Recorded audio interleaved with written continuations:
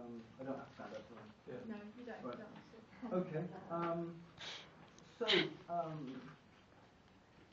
So this is quite a large job you've had done. Yes, it is. Yes. Okay, and sounds very stressful. More so for my wife than for me, but yes, it has been stressful. So the information that you've come across about the stressfulness of the situation and how difficult it was came from your wife, generally. I mean, it's been stressful and difficult for me because of the impact on the business. You know, that disastrous dinner party did not enhance my chances of securing a new contract.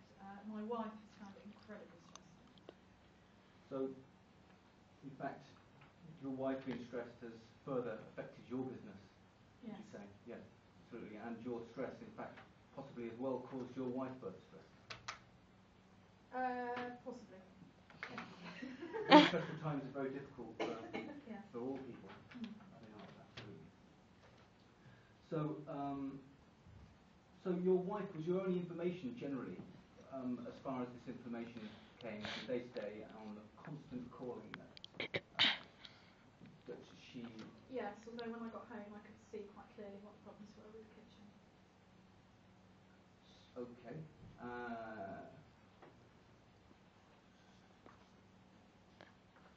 But would you agree, normal situations can sometimes look very slightly different under a particular situation of stress?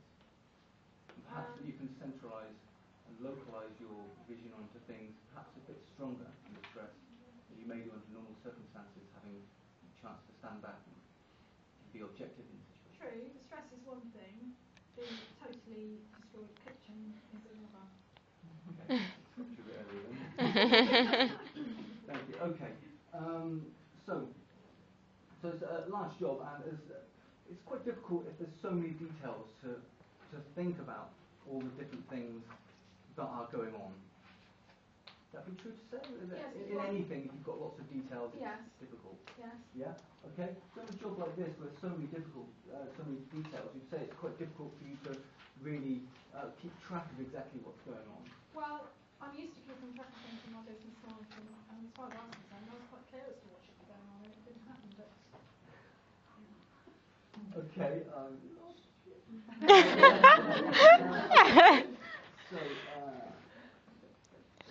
Let's just refer to my notes for a moment.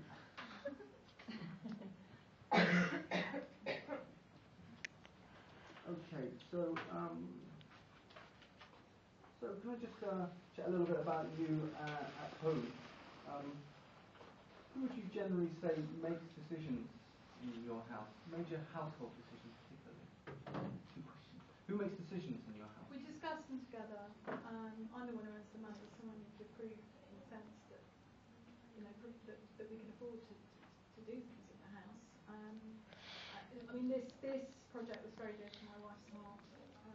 She's wanted a kitchen so you say for a long time. you taking a bit more control in those situations, perhaps that maybe No, you wear the trousers. I think here she knew what she wanted, and she you know she showed me the sort of outline of what she wanted in the kitchen, and we agreed that that's what would happen. Okay. Except of course she showed you what she wanted and what she initially ordered about for the fittings and appliances that you wanted. Yes. And in fact she decided to she had chosen rustic brown tiles. On the tiles, I mean, that was a late choice, but she decided on reflection. So she makes the decisions and choices generally in the house, as you just said, and the brown tiles were her choice of tiles. How it went was that she showed me, she did the research, and she showed me everything in terms of everything that we were going to have in the kitchen, and we discussed it, and I agreed her choices, and I was happy to agree her choices. Okay. But she cared more about it than I did. Okay, so you had brown tiles, and they were chosen? No, we had brown tiles that were chosen initially. She then decided that actually on reflection the red tiles would be better. And she went back to them, yes, but she discussed it with me, we agreed it, and then she went back to the shop I to believe you just said that change the you order. agreed between you that that you should change it. Yeah, exactly. You had just said that it was your choice, I think, in fact, that No. of the red tile. She Not did evidence. she did the research. She Did you approve of her choice of the red? yes, I was brown expecting red. tiles? I was expecting red tiles at the end of the day.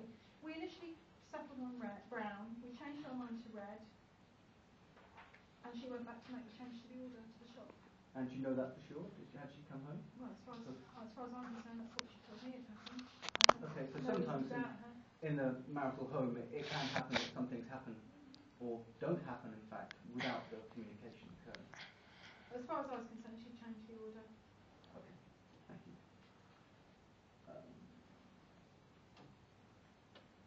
So, Mr. Carter, is he your friend? He's a business acquaintance. I'd say we're sort of friendly rather than friends. So, do you think he's a liar? No. No, I do, so you tell however, the truth, now you think say? that he... No, I don't think he's a liar in general. I do, however, think it's been particularly difficult. It's unfortunate that we're here today. But he's not a liar?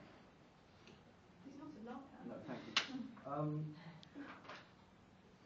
So, I don't agree with his point of view on these few issues here.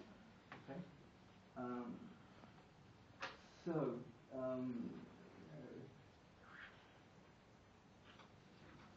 And I am very nearly finished.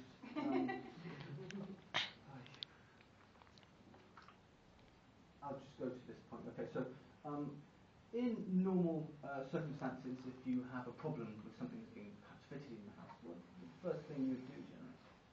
I think we should look at it and ring up, speak to the person that's organising the work. And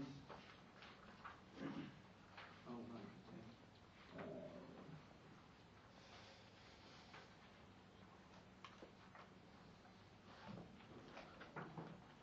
And when did you exactly get the new people in to do the kitchen? We didn't get any response to the written complaint that I put in at the end of October, so I can't remember exactly when they came back. And when you spoke to him? But it was between October and January. It was before Christmas, around Christmas time, because we paid their invoice in January. So Mr. Carter hadn't known about the flooding of the washing machine at the point you first spoke to him?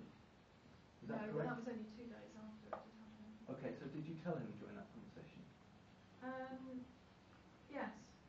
Okay, and so telling him that conversation, did you ask for it to be fixed? Sorry? I said we were very unhappy with the service we'd received, these were the problems we were having, and we didn't have a terribly long conversation at that point. He came round that evening to discuss it with us. Okay, and during the evening did you ask for the point that you raised to be fixed? Yeah, I made it clear that we expected him to sort it all out, but as I say, he was very truculent, he wasn't prepared to do that. So would you say, did he give a definitive answer, as a yes or a no? Well, as I recall, he was just prevaricating and saying that as far as they were concerned it wasn't their fault and they were then prepared to do anything about it. Okay. Well, thank you very much. I'll leave that there.